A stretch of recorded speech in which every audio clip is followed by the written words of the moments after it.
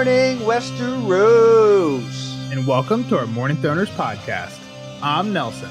I'm Jeff. And I'm Kyle. And we're the fucking Morning Throners.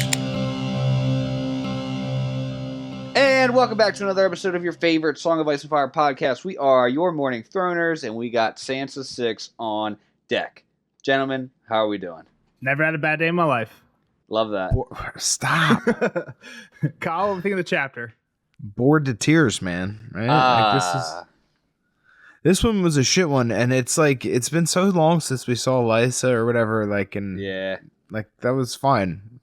It's no mystery that I don't care for Sansa chapters, even though like Nelson has made the point that she's had some pretty cool ones. But I don't know, her POV just doesn't hit home for me. This was the worst one yet, I think, for her. Like this was what 19 pages. 19 pages we had to read. And it's like you said it off camera, Nels.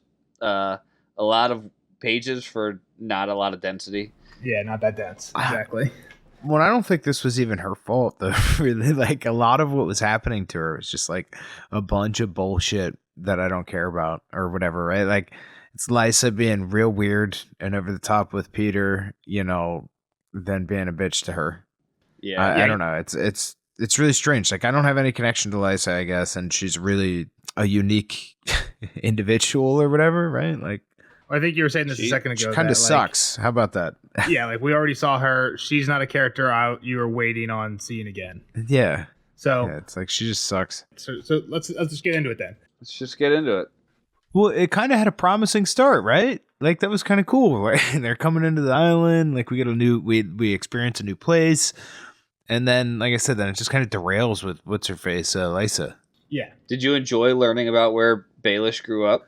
I mean, it was pretty funny, right? Like where he's like, I got a bunch of rocks and fucking sheep shit, really. I had it in my notes that he condescendingly is talking about his home a lot. Like, where's my rocks at? Where are my goat pellets? Like, oh yeah, nobody made off with any of my. I think he's like kind of prideful of it because it is where he started, but he's also like, this is my name. Like, this is what I have. Like, this sucks. I think that's the point of it. Is like we when you look at Littlefinger, like us as like a reader, we don't know where he came from, but he's like he's in the same meetings as Ned and Mace Tyrell and Tywin. Really important people. Yep. So it's like you expect him to. Yeah, we know he's not highborn, but like I don't know. I think on my first read through and even on this read through, I didn't realize how scarce he has. Like a handful of villagers total. Right? Now let me ask you, Nels. Did he have was his family were these people working for his family before he was in River Run and stuff? Do you know what I'm trying to say? Well, there's four people. Was their fam? My point is, there's four people that seem to be actually working for him. There's like a small village of people that are technically maybe pay him taxes, subjects or whatever. Yeah. Yeah, but right. He actually has four people in his household. Right, that's it. And they're all pretty old. Taking care of a house that nobody lives at. That's what I'm saying. Yeah. I'm assuming that their family was high enough in this little region of the Fingers that they've been this, right? It wasn't 3 generations. It wasn't because Littlefinger became Master of Coin that they're like, all right, start hiring some cats to work your house. Not at all. Exactly. Yeah, they've had this minor holding for 3 generations. Yeah. Well, that's how he got to be Master of Coin, right? It was because he did well here at home. Well, we kind of hear some of that later on. Lysa basically says he became Master of Coin because Lysa basically I've been in love with Littlefinger for forever. It's kind of like he was the first boy I kissed. I've always had this thing for him. I convinced John, once I married John, now I'm the Lady of the Vale. I convinced John, to appoint Littlefinger. Oh, that's right. It was at the Vale. Just some bum from the Rocks with Sheep shit to appoint him to be the head of Gulltown, which is a big port. He was the head of customs at Gulltown or whatever. But even that appointment is probably way above Littlefinger's station from this guy in the sheep shit's now one of the head port managers in all of Westeros. Well, and he did an excellent job, right? Exactly. Yeah. There's definitely some climbing the ladder. He actually just performed really well at that station. That's how he got promoted to Master of Coin. But exactly, Lysa's even kind of getting she's the reason for the foot in the door. All right, let's get started. So we're getting off the ship at the Fingers. It's been a tough ride for Sansa so far for whatever reason. Like, it wouldn't strike me that she would get seasick. I think it's more the other, like the anxiety. Bad storms too. But she's been sick, not feeling hot. It's been rocky. 3 people died. Yeah, like, it's not just not a boat. rocky. Yeah. Like it's deadly. Yeah, they just didn't find the mermaid in time. Well, I think also like Littlefinger when he left, they were like, "Hey, that wasn't funny." I didn't hear what you said. Sorry, mermaid in time. They just didn't get to. Okay. Well, I think like when Littlefinger was being like sent out, like, "Hey, go marry Lysa," right? That was kind of the whole plan of the small council. He even says it straight up to Lysa later on, kind of like in a joking way. But they were like, "Hey, go marry. Like, when do you want to leave?" He's like, "I need to leave ASAP because the longer we wait, the worse the autumn storms are gonna get." But then again, that was probably part of his play so that everyone wouldn't suspect him for having any involvement in the Joffrey thing. Because what we know is he just seemingly took his boat right offshore and just chilled for however long, a month. Yeah, because he's supposed to have been in the Vale, right? Exactly. But here we find out that it doesn't seem like he has seen Lysa. Oh, that's true. I didn't even think about that. Yeah. I wasn't actually sure if he had gone and come back, but it seems like no, based on this like first meeting with him and Lysa here. You're right. Yeah. Yeah. Yeah, he could have been anywhere. We don't. I highly doubt he was sitting in the sea for a month. I don't know the answer to that, Nelson. You don't have. Yeah, maybe he buzzed across the narrow sea and he might have been at home. Or he went to the Fingers and then came back. Yeah, who knows? But I don't know though. He didn't seem like he had seen his people that recently. I don't know. Yeah, that doesn't really matter. Nope. But yeah, so the chapter starts. Sansa's on the ship and they're just coming in sight of land. So the storms blew them out of sight of land. They've been on the boat for a couple days, I guess, and they're just now back in sight of land. The land isn't pretty, but Sansa's kind of just happy that there's something there. And it's the Fingers. Yeah. During the voyage, she's been dreaming of Joffrey dying. She also sometimes dreamed of Tyrion. So. Yep. While we're here, it's a good time to show the map. New little area. Map time. I mean, I'm sure we've shown it on maps where we've really focused in on it. The map. The map.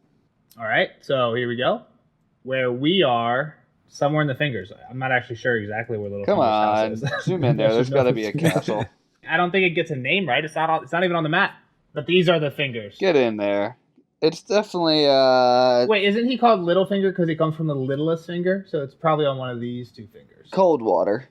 I don't think it's Coldwater. Good luck. Yeah. Well, do some research. Again, why are you not doing any research? You should know this. The point here is kind of where this is in relation to everything. It's on the ocean. I always kind of thought that the Eyrie, the castle, was like kind of closer to the coast.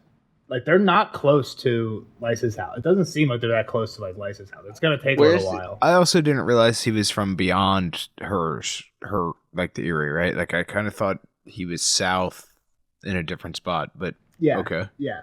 So like the Vale is kind of like everything past these mountains, this whole mountain range and out everything. I mean, the Vale is this fertile area, but like this peninsula, this realm, large peninsula. Yeah, but her realm is like this entire area, exactly. So just kind of like interesting. Good map time thing to see, and then so we kind of get to this here soon. Sansa's like, wait, why? Like Littlefinger's like, oh, we'll go ashore and stuff, and Sansa's like, why would I go ashore? Like, can I just wait here? Yeah, we're going home. Like, yeah, I'll just wait on the boat till we get to White Harbor. So Sansa thinks they're coming up from what? Like, because they were down here in King's Landing. She thinks they're coming the whole way up and going to White Harbor. No, they're stopping here, and Littlefinger pulls the whole. Oh, I didn't mean your home. I meant my home. My home. Ha ha ha. Gotcha. All right. So, yeah. So she gets that bomb dropped on her like, oh, shit. And he's kind of like, why would we go to the north? Like, they're fighting each other. Winterfell is a ruin. Like, come on. You're with me now. You're going to come with me to the Vale. Me and Lysa are getting married. I'm going to be big dog in the east. Yep. Lord of Harrenhal and Lady of the Vale. Good match. There's a part where he's like, but it wouldn't have worked out before, back when I was just the Lord of Sheepshit and Master of the Drearfort. He's like such an asshole. Like, such a creepy, weirdo asshole. He is, yeah. And it gets creepier. Yeah. Yeah. So the weird part about this is there's no dock, so you have to get lifted out of the boat or walk through the water to get on land, and this is where we start meeting the people that work for Littlefinger. I think you had mentioned a little bit, Jeff. When she's on the boat, she is having weird dreams of Joffrey's death. Yeah. And at one point, she says something to Littlefinger about Tyrion. I don't think he did it. Like, he couldn't have done it. He's innocent. And Littlefinger's like, oh, he might be innocent of Joffrey, but, like, his hands aren't clean. But then the thing that he, like, claims Tyrion's guilty for is, like, the stuff that happened to his previous wife, which in Tyrion's mind was a big Tywin thing. Like Tyrion didn't do that. Yeah, exactly where he said that. He said when he was done with her, he gave her to all his men or something like that, right? All his father's men, Yeah. Which isn't the story that we know, at least. Well, it's a story, not from Tyrion's POV. Yeah. It was the story, but Tywin commanded it, not Tyrion. Right? Littlefinger makes it sound like, oh, when he got tired of his old wife, yeah, that's what I'm saying. Away. Tywin was like, oh, you married, like, you know what I mean? It was like a punishment for him. I know. That's what I'm saying. Okay, gotcha. Okay. Well, I think the point there is that's kind of more public than, I mean, obviously, like, word was going to get out if there was a bunch of guardsmen involved, but, like, Littlefinger knows about this, right? Like, no one besides Tyrion, I don't think we've seen in the books ever reference this. I mean, Littlefinger knows a lot of stuff, though, too. True. It could be spy related. I think it's cool to get Sansa's POV on, she could have very well been like, oh my god, I can't believe Tyrion did that. Like, he was the cupbearer, he poisoned the wine. But she was like, no, like, I was with him. Like, he wouldn't have done that. Just her opinion on the matter. I don't know if it doesn't prove anything, but... Yeah, I think part of it, too, knows that she was partly involved, right? Because she knows about the hairnet or suspects the hairnet. I don't know how much has been, like, 100% confirmed, right? But she was suspecting some stuff after the last chapter. So, like, it just doesn't make sense that Tyrion clearly isn't involved with Littlefinger, who seems to be involved with the murder. So, so they get on the boat, get off on land, rocky, seaweed, sheep shit, cold, not rainy at the moment, but gets rainy soon. Doesn't seem like the nicest place, right? It's pretty harsh conditions. Yeah. And at one point, he's like, don't worry, we won't be here long. Like, once Lysa gets here, we're going to be going to the Eyrie. As little as possible. And I think he, like... What do they end up staying 8 days or so? Yeah. Or 8 days to Lysa, then one more. Like he would have been like, all right, like 3 days, let's hit the road. But... Yeah, you want to be here as little as possible. And so who are also Littlefinger's got 2 guys with him. We'll get more into one of them. We can get more into the backstory, I guess, of one later. But the names right now are Lothar Brune and Oswell Kettleblack. Yeah, we don't find out Kettleblack till later on, but calling him Oswell at this point, but we find out later Kettleblack. Yeah. What was that? The same name that he miswrote? George spoiled with the name. Yeah, he gave him his dad's last name. Chapter. Exactly. Yep.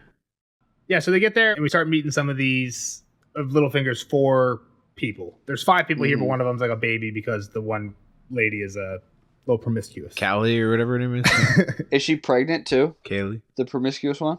Kella, I'm not sure if she's currently pregnant, but there's a 2-year-old kid running around. Littlefinger asks who the father of that one is. Who the dad? Like, I don't even know. I didn't know if it was because it was like she was pregnant again. But either way, it doesn't matter. I don't have the list of the names though. We got this old woman, Griselle, who was Littlefinger's wet nurse and is the current castle keeper. We got the middle-aged woman, Kella, who's in charge of the sheep. Got an old man, Umfred, who's the steward, and another old man who is Brian. But really, he's the captain of guard, but really there's no guard. He's just an old dude. He watches the dogs. He's just like Littlefinger's friend at this point, right? Like, you need something to do, man. Here you go. Littlefinger's like, didn't I name you captain of guards? And he's like, yeah, but you said you were going to give me some guards. And Littlefinger's like, I see no one's stolen any of my sheep shit, so apparently we don't need any. Everything's okay. Everything's accounted for. We're okay. How many sheep we got? We got 23. There was some more, but one of them got eaten by a dog, and we had to make some salt mutton out of some. They got hungry.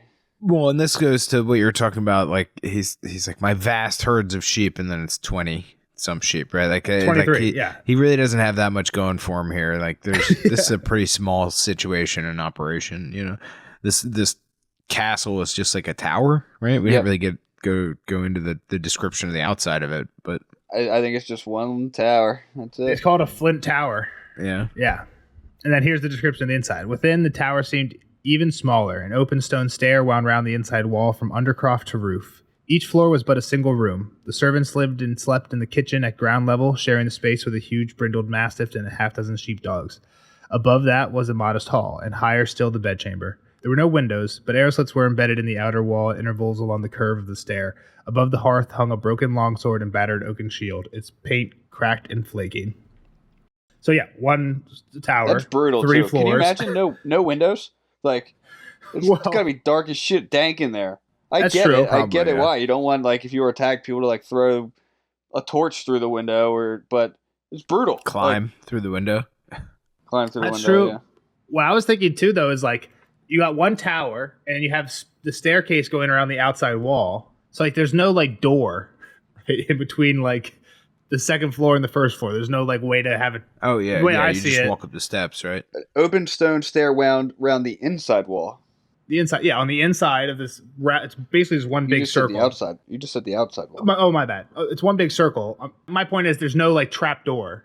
So like later when Lysa and Littlefinger are going at it, I mean, she's screaming. So even if there was a door, you might be able to hear her anyway. But like, I don't think there's much privacy in this place because there's just like it's just open pretty much from floor to floor.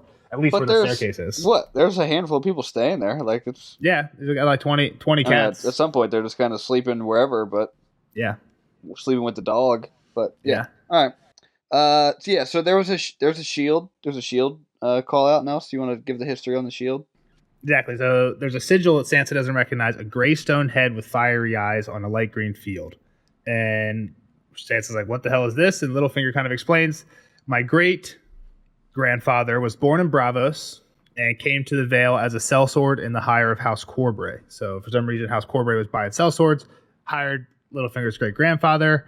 Then his grandfather, so a generation lower, had taken this as a sigil when he got knighted. So the grandfather was a sellsword, not actually a knight.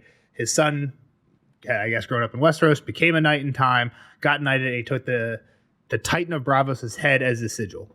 And Sansa's like, it's very fierce. I don't remember this part. I didn't remember the history of his family, the first read. I mean, it's a little blur, but... I think the point is, again, just very low, humble beginnings. Right.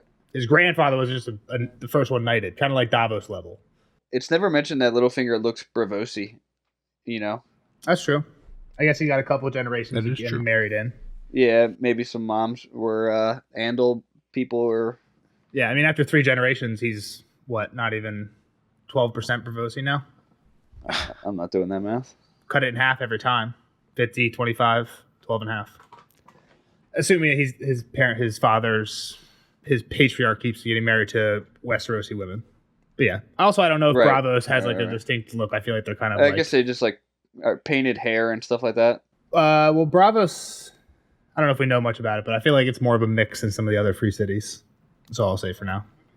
And we get some food. They settle in, get some food for us. And the best part, the most important part of this next part is that they have a conversation about who's she going to be, her new identity. Yep. Which he gets weirder during, right? Explain. Well, like where he's really forcing this Elaine name on him, right? Like that's really strange. Yeah. Who was Elaine again? I don't remember who that name was. He says it's his mom. His mom. I don't know. It doesn't seem forced. It seems like your mom's name. Yeah, it's just a name that... I mean, she wants to be her mom's name. Like, come on, Sansa. Like, you look like your mom and you're going to be called... Like, whoa, that's weird. I mean, let's compare to some of Arya's... Arya went by Ari. Like Weasel? Yeah, but her first name, like, Arya's gotten better. She's Nan and Ari and... She didn't go far off her real name. That's like me going by Jeff. What's your name? Jeffrey. Oh, what should your fake name be? Let's go by Jeff. Exactly. Just cut it off a little bit. Like you going to Nelson's, that's a big transfer. Yeah, no one knows. Yeah. No one would have guessed that. So when they're talking about the fake identity, he's basically like, okay, you're going to be my bastard daughter. And she's like, I don't really like bastards. Like, I have this thing. Can I be like your trueborn daughter? And he's like, no, everyone would know if I had a trueborn daughter. And he's like, you'll be my bastard daughter.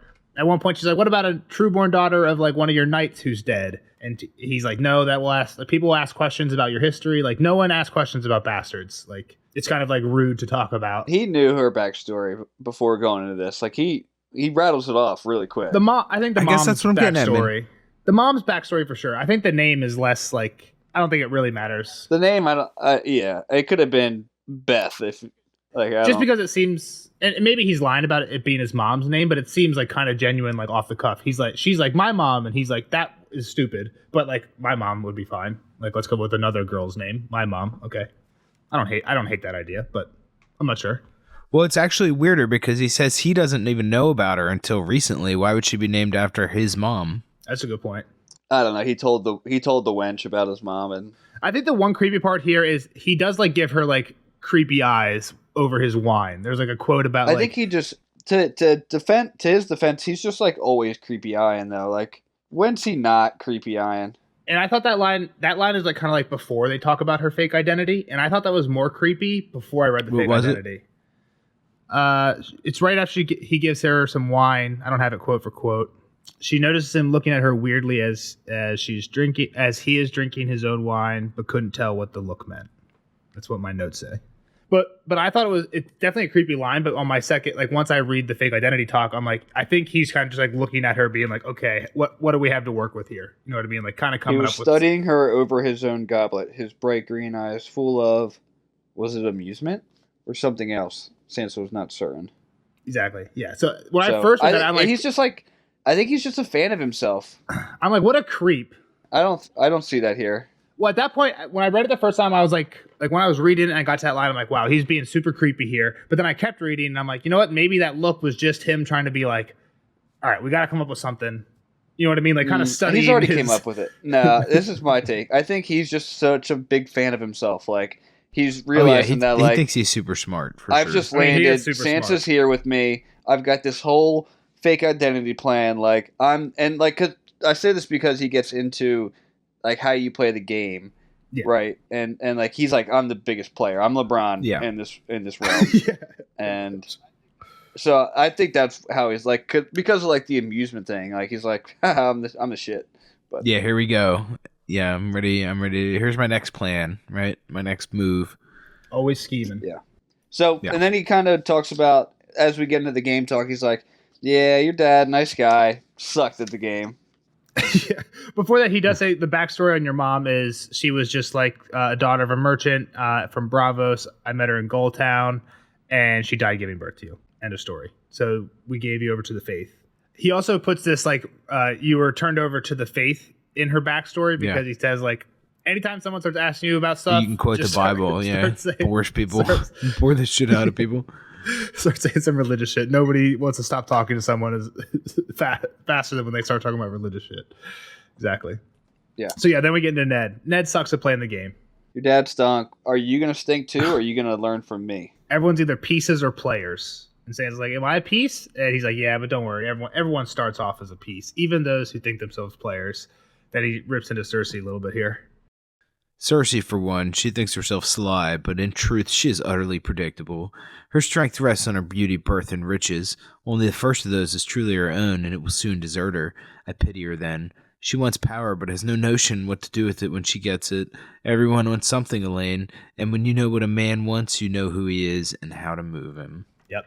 And she's like, okay, so Dantos was who you were moving during the Joffrey poisoning.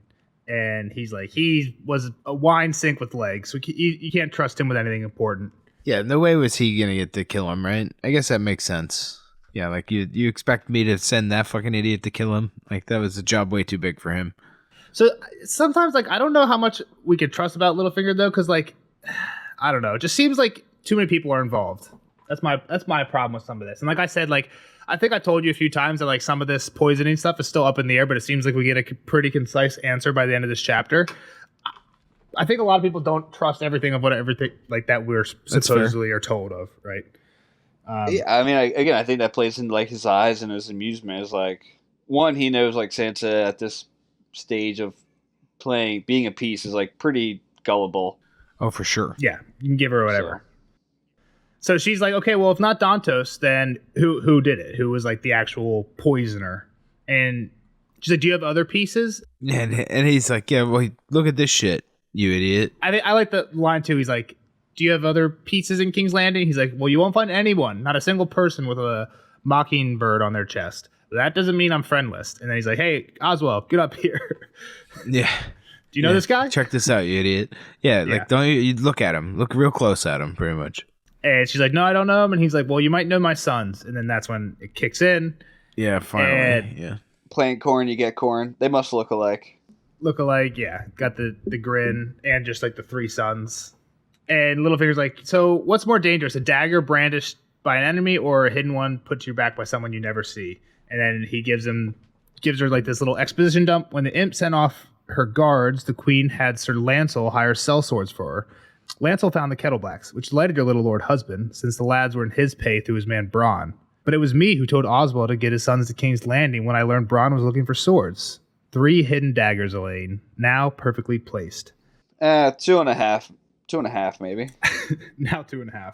But this is like just like one of the great things that Jeff and I probably have been talking about in most of the spoiler sections since we first met these guys, right? And even some of the non-spoiler sections with you, where like the Kettle Blacks are this whole like, oh, Cersei thinks they're hers, but really Tyrion thinks they're his. But really, they were for a while, yeah.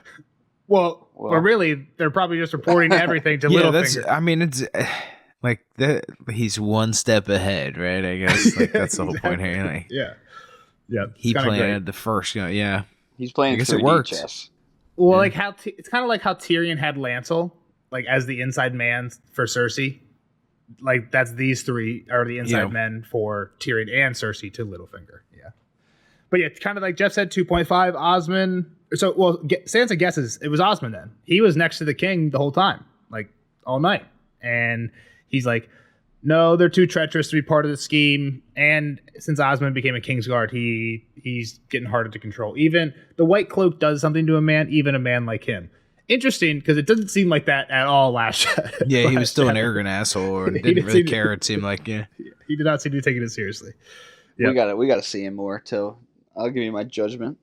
And then I like this little symbolism-y quote here. He tilted his chin back and squeezed the blood orange so the juice ran down into his mouth. I love the juice, but I loathe the sticky fingers. He complained, wiping his hands. Clean hands, Sansa. Whatever you do, make certain your hands are clean.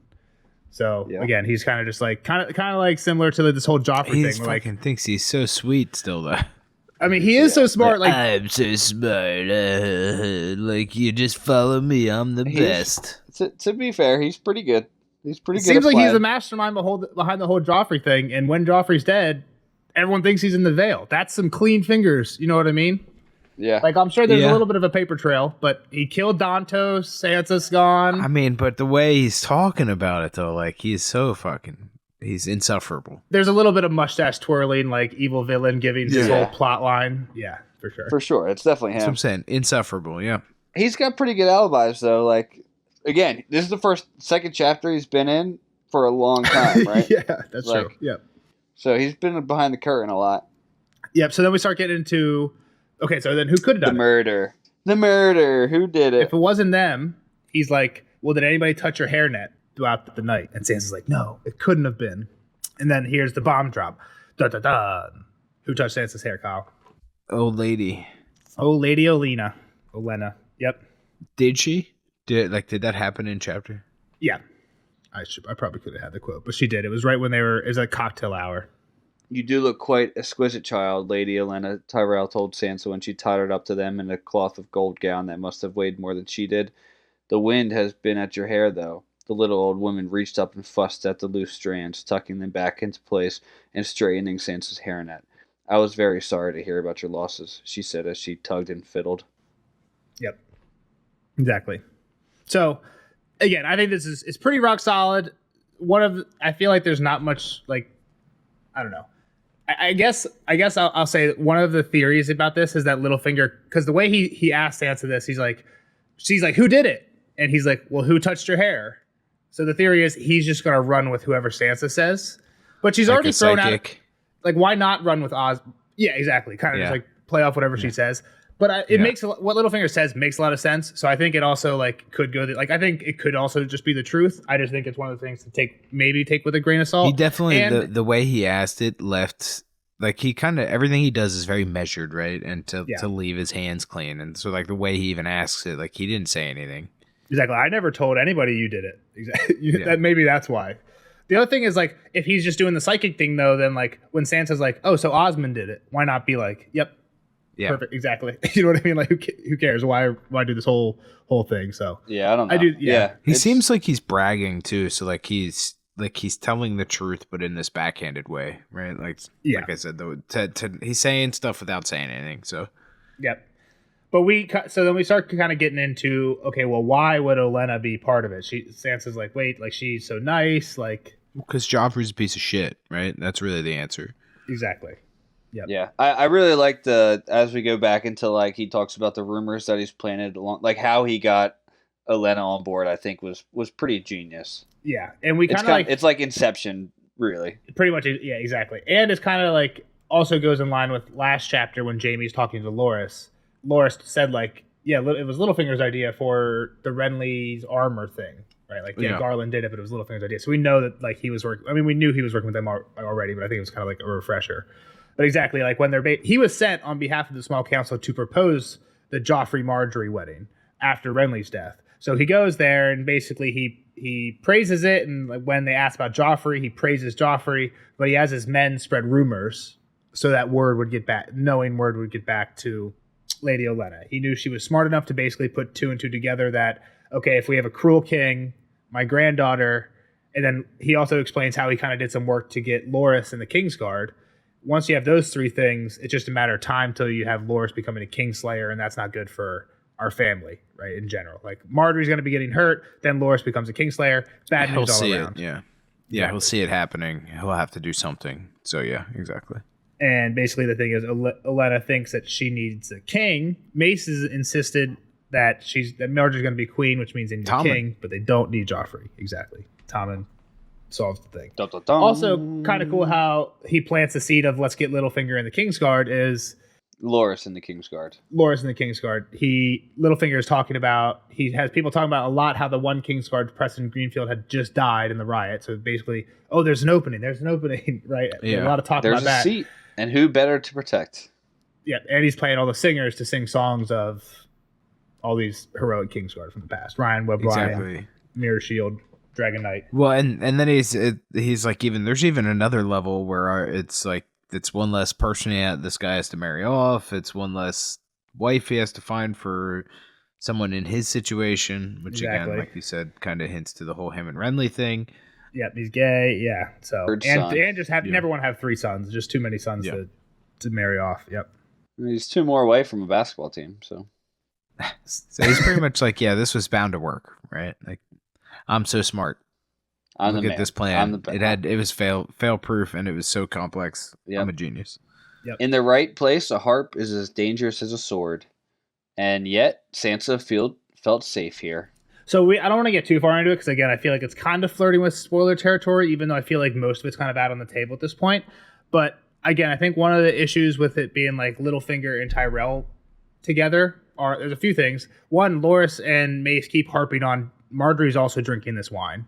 So I think if you're gonna go down that Olenna somehow poisoning the wine, why would she be poisoning her? Yeah, I don't think it's a deal breaker, but I think you have to believe that more than just Olenna's in on it, right? Marjorie at least has to know to stop drinking the wine at some point, probably, right? Also, Olenna seems to want Sansa, right? Like Olenna wanted to get Sansa out of King's Landing early on. Littlefinger was the one that came and told. I think it was Littlefinger. Yeah, because Sansa tells Dantos, hey, I'm not leaving with you. I have a different deal. And then Littlefinger goes and tells Tywin, hey, the Tyrells are trying to steal Sansa. Steal your girl. While he's working with the Tyrells, he's also working against the Tyrells, which is possible. Maybe he's like backstabbing them because maybe one of the things Littlefinger wants out of it is also Sansa. Well, that seems clean-handed himself too, right? Like where he's like, look, I'm obviously not on their side. I'm helping you, right? Sure, and I think if getting Sansa out, which it seems is part of what Littlefinger wants in the whole scheme, then if he learns that the Tyrells are trying to take her out, he's literally just working in his own interest to keep her there, right? He needs her, yeah. The whole Dantos thing, right? So, but I think if you think about it, there's some weird stuff to it, right? So we won't go too far into it, but definitely weird stuff there. We've talked, I'm sure Jeff and I have talked about this a shit ton in the past couple spoiler sections, so. Yeah. All right, so 8 days later, Lysa arrives. And leading up to it, they kind of walk around all his holdfast, and she sees it. But I didn't take any notes about it. It's rocky. There's shit everywhere. It's a dump. Yeah. There's like a Plymouth Rock. There's like a rock where they carved the star of the 7 because it's where they landed when they first came over. There's like the small village, like we kind of mentioned. The other weird thing is there's a hermit cave that no hermit lives in. And Littlefinger tells this weird story about how when he was little, his dad took him to see the old hermit, and the old hermit like fondled him, and then basically said, "Oh yeah, your son's going to be a great man." And Littlefinger's like, "I could have told him that for nothing." or he's like, and my father gave him a skin of wine. He's like, "I would have told him the same thing for half a cup." So easy, again, just kind of weird. Prophecy. Yeah. All right. So Lysa rolls up, not looking too hot. She's put on some pounds. A little bit older, right? She's kind of saggy, and she's not old, right? She's younger than Kat, but she looks what? Yep, 2 years younger. So probably like mid-30s. Probably mid-30s. Sansa thinks she looks 10 years older, so mid-40s probably. Yeah, not looking great. She only has about 20 people with her. Some of them are maids and the singer. The singer, actually, we know the singer. He was a singer who accompanied Tyrion and Catelyn up to the way up. Yep, from River Run. I think Tyrion like stomps on his fingers or something. Like when didn't he break his harp or whatever? Like, yeah, he wanted to at the very least. Yeah, I thought he just. They were definitely not happy with each other by the end of it. They were like both hiding beside the same rock or something when the mountain. I thought he like maybe in the attack like took his harp and like hit somebody. I don't know. You might be right. Yeah, maybe it was something like that.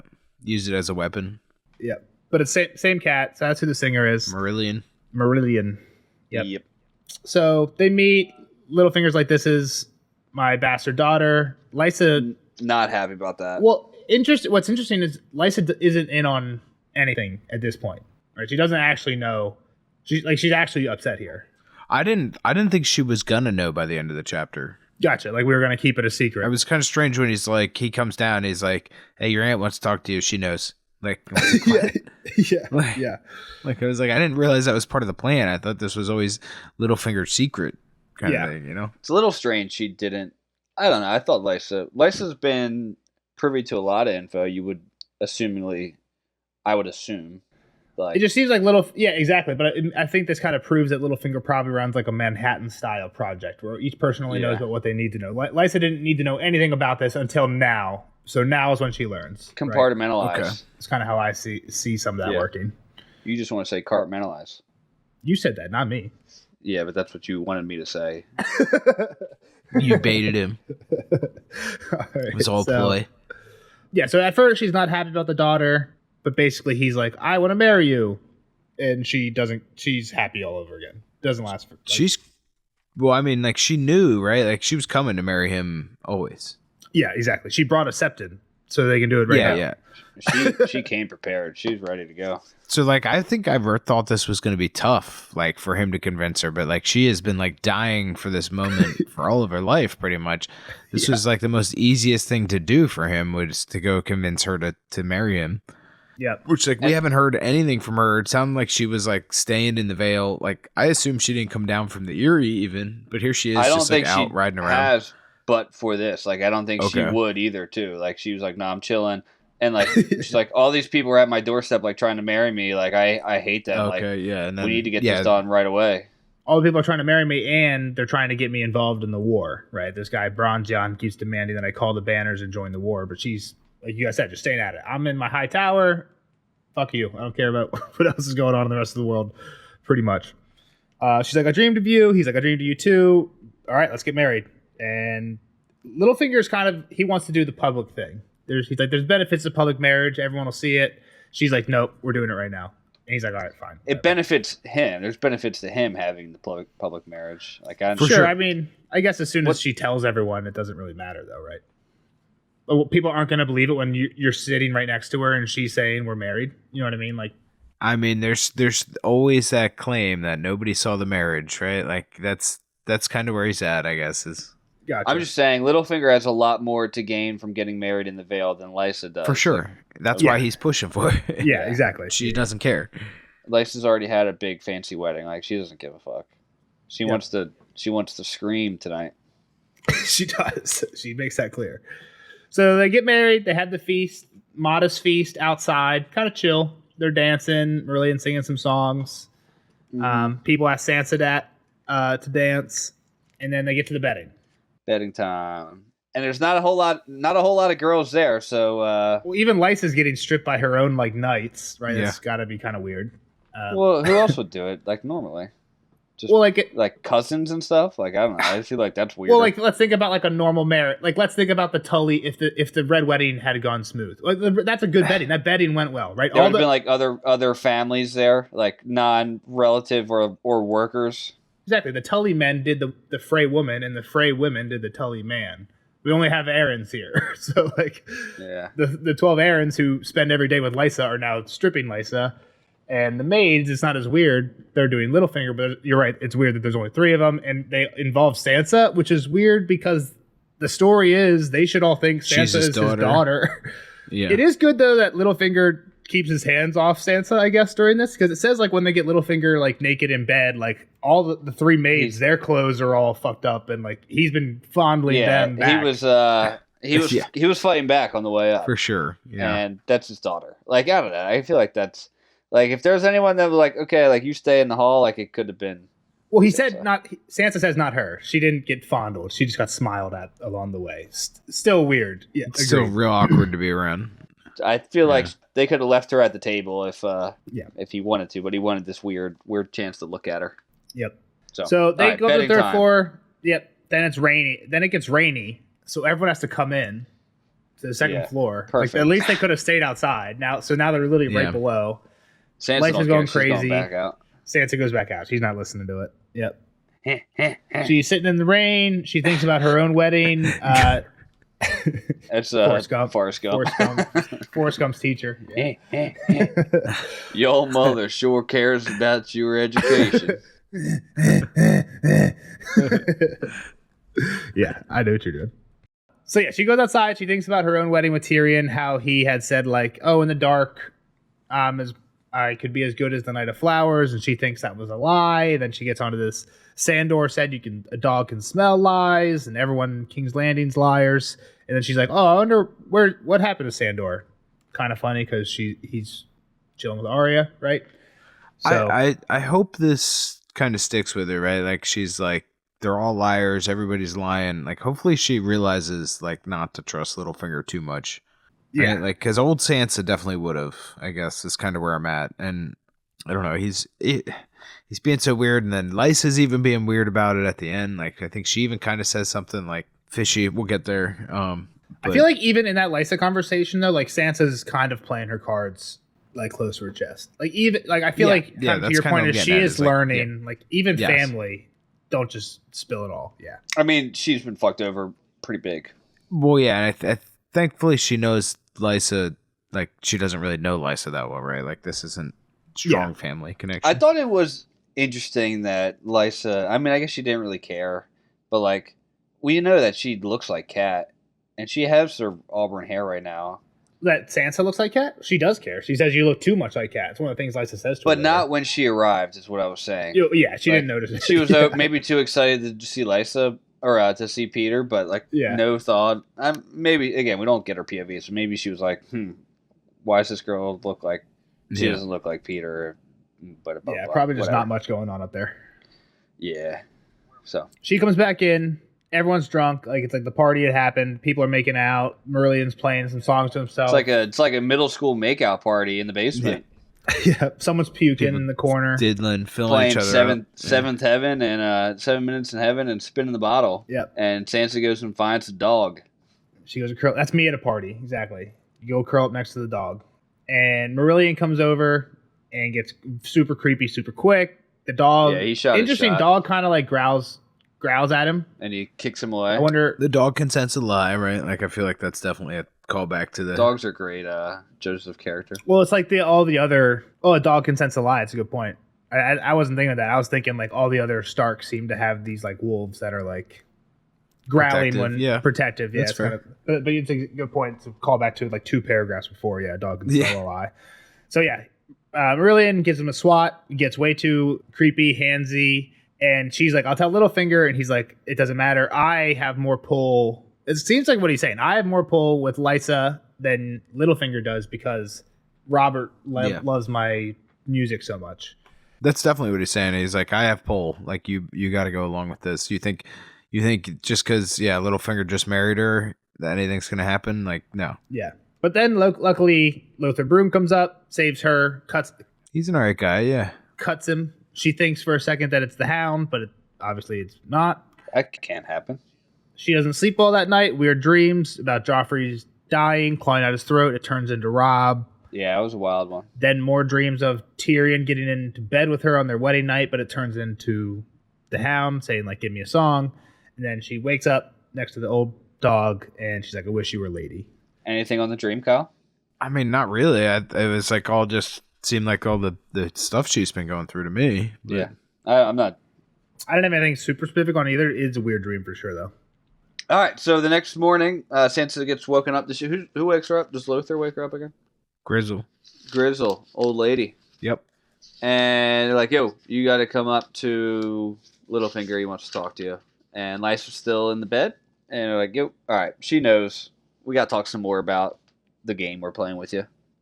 Well, like Kyle said, it's kind of weird. Littlefinger just immediately leaves. Hey, she knows. See you later. We're leaving in the afternoon. Yeah, this doesn't seem like it's Littlefinger's part of the plan to me. Like, this seems like Lysa's like, okay, well, we have her now. Here's what we're gonna do with her. Well, I think Lysa's probably just like, okay, now that you've clued me in, I want to talk to her. Well, exactly. I guess I don't know how much he's talked to Littlefinger about her plan. That's what I guess what I'm getting at. It's like, this doesn't seem like his plan. This doesn't seem like it benefits him. What part? The whole marrying her to Robert. Yeah, I would say this is Lysa trying to feed into the game. I think, yeah. Yeah.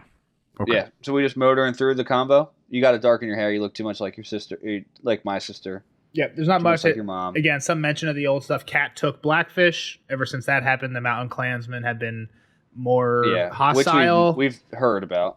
Well, they're also armed now.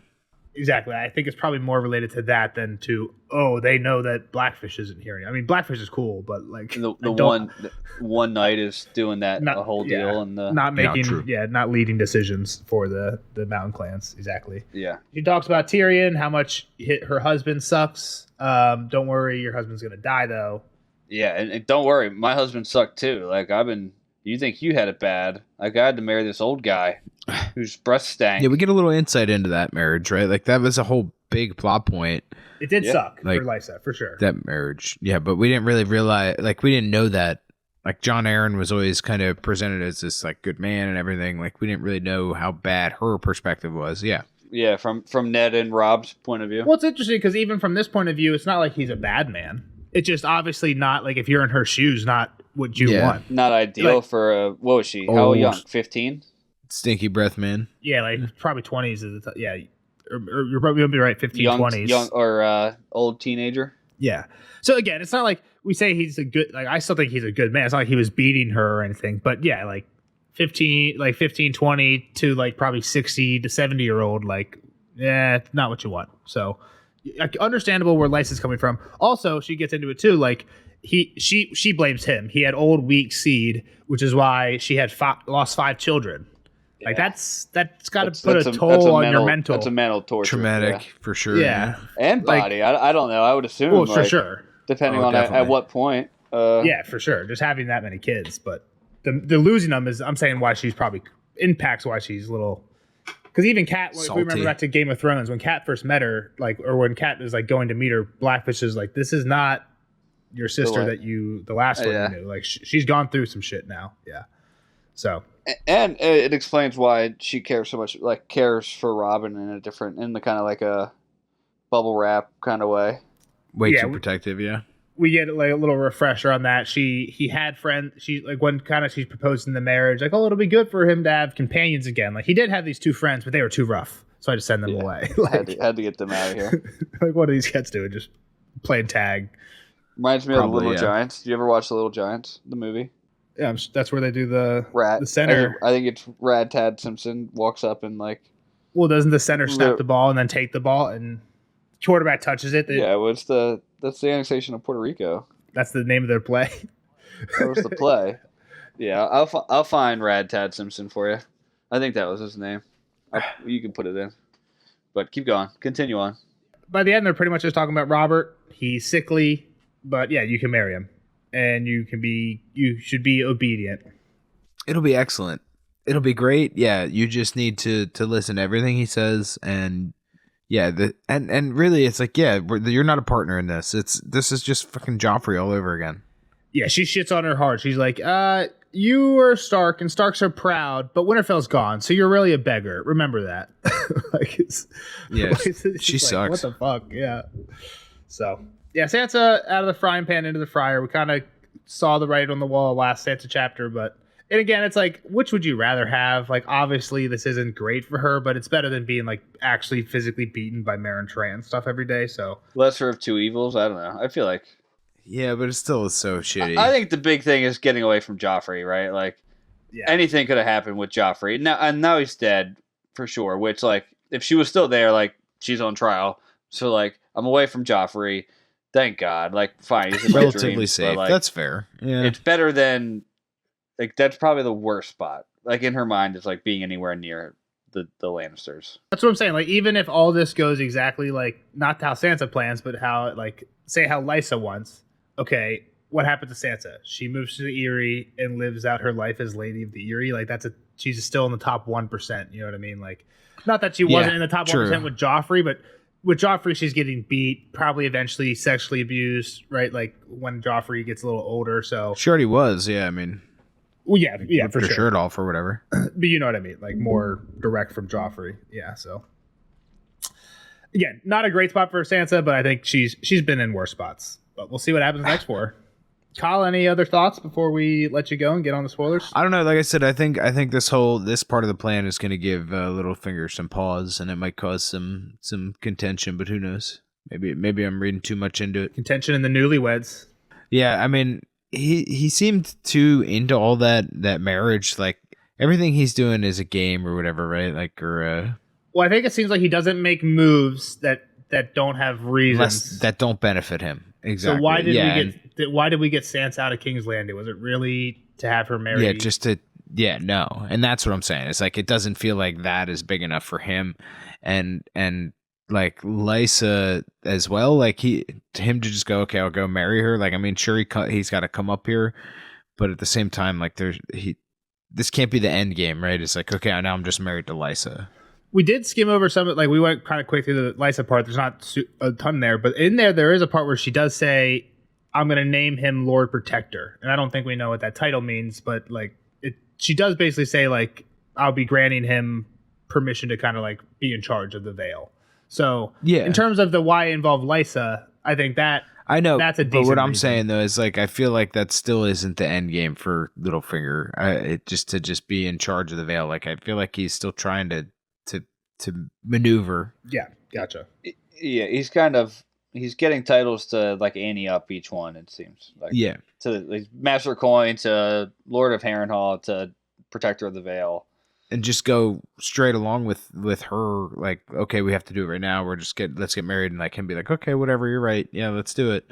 Yeah, like I don't know, he it just doesn't. He feels like he should be more reluctant about all of this, and he isn't. I guess is what I'm saying. So like, there's definitely something at play. Yeah, gotcha. Yeah, I feel like I saw this like YouTube video one time where about a guy who like on eBay traded from a paperclip like up to like a house. Like it's pretty good eBaying right there. I feel like it's like a brand of video now where like somebody for sure, yes, people like go to conventions, try and trade up, yeah. It's like I start with this basic Pikachu card and I'm gonna leave with the holographic whatever, right? And people do this type of shit at conventions where you just make incremental trades. Yeah, and then it's like, okay, now I got this Pikachu and I traded down for 3 of these things, which I can trade for. Yeah, exactly. Which now I'm just thinking of the Office episode. What do they do? They have like a in-office like yard sale where they're all trying to sell shit to each other. Who's the one that sells up? Is it Dwight or is it Kevin? It might be Creed. Is it Creed? Creed's probably just stealing. Creed might just be stealing shit, but yeah. All right, now we're just shooting the shit. Kyle, get out of here. We'll see you on the next one for John 9. John 9. We'll see the rest of you guys in the spoiler section. Bye. Bye-bye. All right, later, nerds. Spoiler alert! Spoiler alert!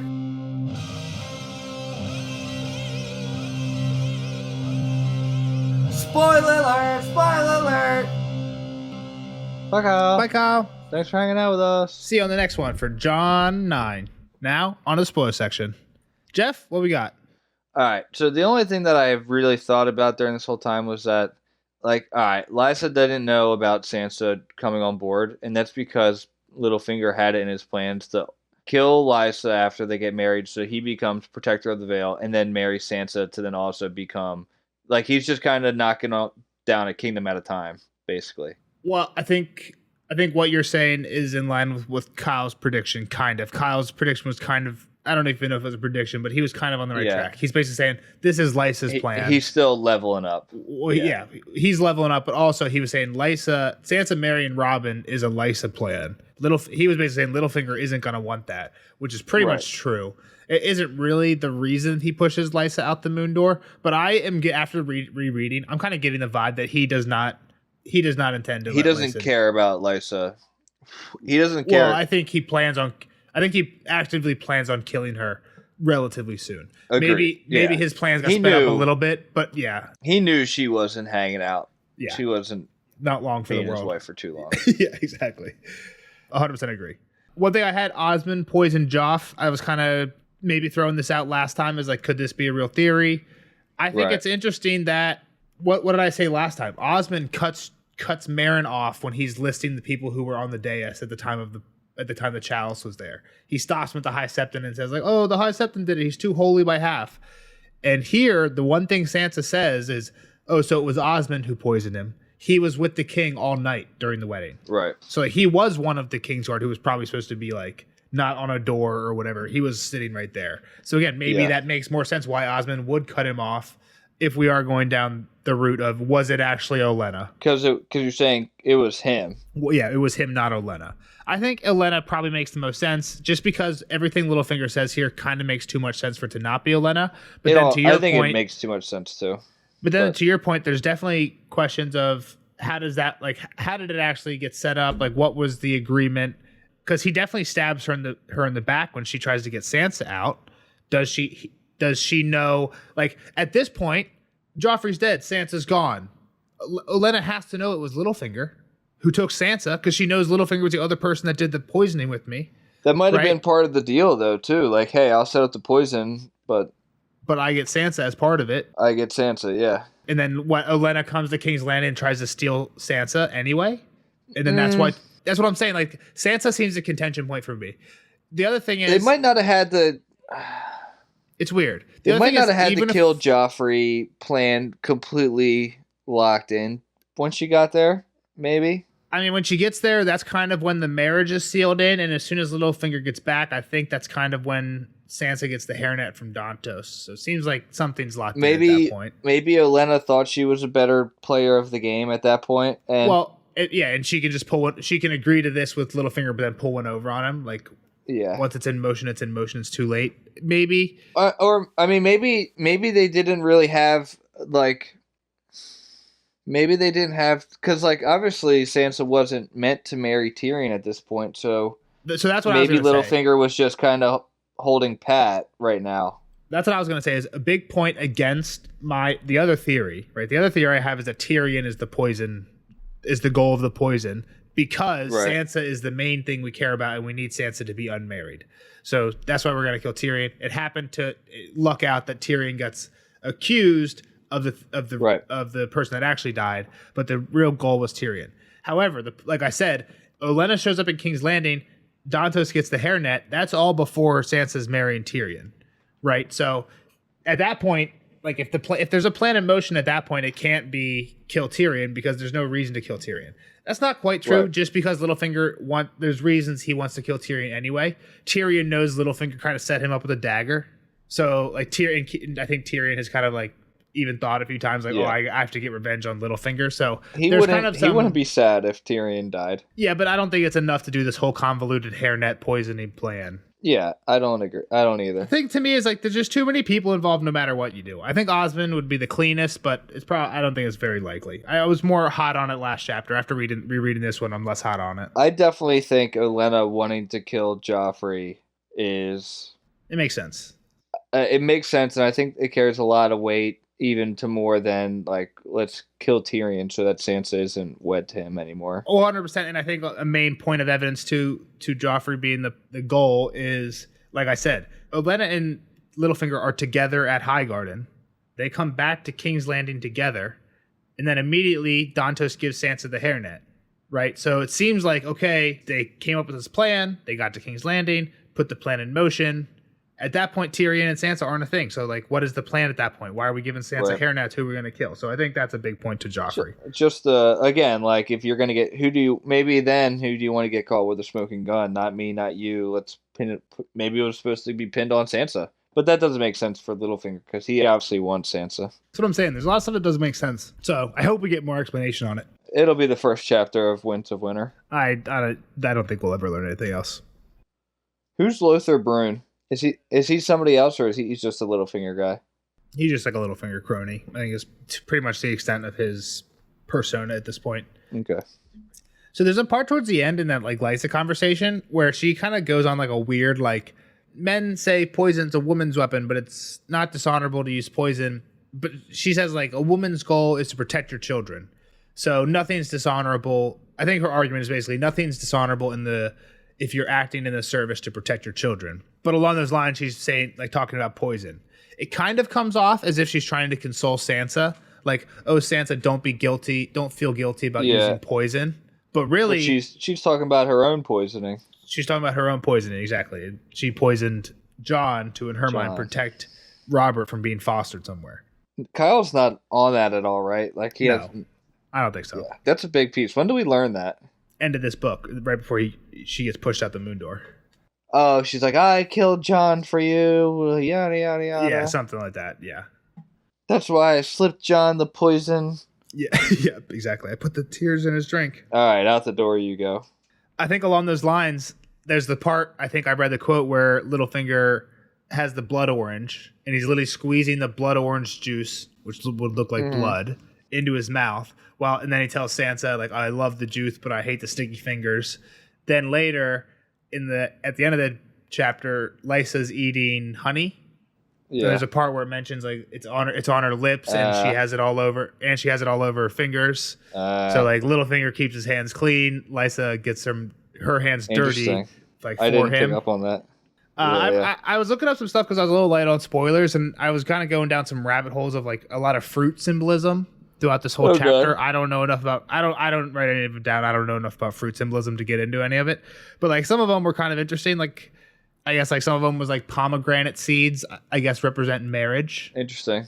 And Littlefinger tries to give one to Sansa, and she says no to it. Exactly. She takes a pear. What's a pear? I think pear is like fertility, like a lot of womenly symbolism for pear. Again, I don't know. Women are shaped like pears. Women are shaped like pears. I'm not sure. I think it might have to do with the Did you learn that in health class? Is that men are more likely to look like an apple, like gain weight on their upper half, and I don't know. I just remember that from health class. I don't know. Apple. You could gain weight as an apple and get like, you know how like there's big people that like are just like. People don't look like an apple. Spheres. An apple's pretty spherical. You're not. Think about just like you ever seen fat people that have like really skinny legs? You're talking about just a torso. That's where they like put the most weight on. Okay. Where like some people are like a pear and they get like really hippie. Sure. I don't think women are more peary than apples. Is that true? I think it's more likely that they are peary than appley, but I don't know. It was 7th grade health. I don't remember that much. Yep, that's all I had. I think again, like I said, I did a quick Google on anything in this chapter, and there was some fruit symbolism. If you're interested, some interesting stuff there. I didn't do enough research to be able to speak on it, but maybe take a gander at that. Last little thing I had was, could Robert be Littlefinger's? This is like Robert Arryn be Littlefinger's son. I don't know if I've ever broached this to you before. Yeah, because they were diddling in the back. They could have been diddling while she was with Jon, is the idea. In King's Landing? I don't know if it would have been in King's Landing. I guess so. I guess based on Robert's age, he was probably born in King's Landing. I never thought about that. But yeah. I had a question, too. I kind of brought it up. Like, were the lost pregnancies, were they stillbirth children? Like, were they like... I think it's half and half. I think some were full term and died like a day or two after. Okay. But they were baby. It wasn't like a miscarriage, like... There I got pregnant and I think it's half and half. I think some weren't to term. Because she said 3 boys, 2 girls, right? So well, she could tell the gender. I don't know if you need to carry it to term. Like if you have a miscarriage in the 3rd trimester, can you tell gender? I'm not sure. Well, like you had a baby. At what time in the pregnancy could you tell the gender? Typically, you can. The ultrasound shows at 20 weeks. I think is like when you would go and be like, oh, it like that's the first like visual. It's kind of fucked up to think about, but like if you had a miscarriage after that long, would they look? Maybe they would look at it trying to care if they cared what gender it was. You know what I mean? I don't know. Again, like I don't know if you would need the ultrasound for that. I don't know if it's visibly formed. My point is, if you can see it with an ultrasound, I would think you'd be able to see it when it's out of the body, but at the same time. But I don't know. We got surprised, so I didn't find out till. That's a good point. That's a good point. Yeah. Just like John Aaron did, probably. It's a boy. My guess is I don't know enough about miscarriages, and some of this probably a lot of it is going to get cut. But I'm guessing you'd be able to tell the gender of a miscarried fetus at least a month before the birth. Oh, so, yeah. But the question is how long? So if that's the premise, then we've established that. And the question is how long. It's an easy Google search. That's my point, though. Is I don't think in this case all 5 of them need to be full term for them to have been counted as like on the list, male versus female. Yeah. But could Robert be Littlefinger's? You can't call him Robert. There's too many Robs. Robert. He's Robin. Robin. Yeah. Sweet Robin. She says John's seed was old and weak. It's a weird quote. Yeah. Because John's last words are, "The seed is strong," which I did mention that Kyle didn't say anything about this. The seed is strong. He knows. The seed we is talked strong, about this. Yeah. I think we've talked about this during the Joffrey reveal. Right. But like maybe we haven't. That was the big hint. Like we knew. Like I don't think we talked about it today. It's just kind of a callback. Yeah, I don't think so. Maybe we talked about it in the Kyle past. wasn't like, well, that's not about your son. It's about this kid. But yeah, so some people think there are theories that somehow John Aaron had actually figured out that Robin wasn't his kid, and the seed is strong. Okay. Or maybe the seed is strong is actually about him figuring out Joffrey, but there's like some symbolism in it as well. The seed is strong, and therefore it's not mine. Well, again, I think the consensus is that he's talking about Joffrey, but I think some people believe that there's also like a second symbolism layer where the seed is strong is talking about his own son, not being his. Yeah, no, I would not be shocked if Robin was Littlefinger's. That's why I do think it would be cool if Littlefinger kind of looked maybe a little Braavosi, which I don't even know again, like if that was the thing, but like maybe it was a little bit more olive skinned. And I was gonna say about Braavosi, why I feel like Braavosi probably doesn't have as much of like a distinctive like look is because it was like the like a hidden city where all the escaped slaves would go. A bunch. It's a melting pot. Exactly. So that's kind of how I think of Brav, which maybe after a long enough time becomes its own distinctive features. Yeah. You know what I mean? So, but yeah, or at least distinct from Westeros, but I'm not sure. But yeah, I feel like there's not a ton of evidence either way on the little Robin as Littlefinger's thing. It just like there's a few like symbolic maybe hints to it, so it's kind of interesting to think about. Yeah, I wouldn't bat an eye. Yeah, so. That's all I had. So we'll see the rest of you guys in the next one for John 9 is what I said, right? John 9 it is. I'm pretty sure we get some people who show up at the wall while they're still battling against Mance. Ooh, Stanny. Not Stannis. I was wrong about that. I think I told you recently that Stannis was sued. Is it? This is the one where John's going to walk out. John's going to make the walk out. He's leaving. He leaves the wall. No. Alistair Thorne and Janos Slynt show up. And boss John around. I think in the show, he walks out because he's like, this is our only chance. In the books, I'm pretty sure they're like, go. You got to go out by yourself. And they're basically sent him on a suicide mission. But obviously then Stannis shows up. That makes sense. They're like, oh, fuck you. You're a traitor. Like, you're going to go do this and die. Yeah. And Aemon speaks up for him. But Alistair and Slynt are like, nah, there's no one to protect you anymore. Get the fuck out. Slynt, what a coward. So that'll be cool. Does he hang Slynt in the book? Well, he goes to hang him. He goes to hang him, and then Slynt does some little sassy sass talk, and he's like, "No, Ed, give me the block." Yeah. He gets his head chopped. He gets the sword, and then he gets stabbed. Then who gets stabbed? John gets stabbed. John gets stabbed by Alistair, and then yeah. Well, Alistair doesn't stab John in the books because John sent Alistair. I think John has sent Alistair to be the commander of one of the new castles he's trying to recoup. Eddie Nelson here with a quick correction. Actually, John had sent Alistair out on a ranging. He hadn't given him command of a castle. Yeah, so we'll get into the next John one with Janos for the first time since early Clash of Kings. almost 2 books. So. And that was when he got sent. Was that when he got sent to the Wall? Yep. Tyrion sent him off. He's been chilling at Eastwatch for a little bit. Yeah, we haven't seen him on the Wall yet. Interesting. All right. Yep. See ya. Bye. See you guys in that one. Bye bye. Like, subscribe.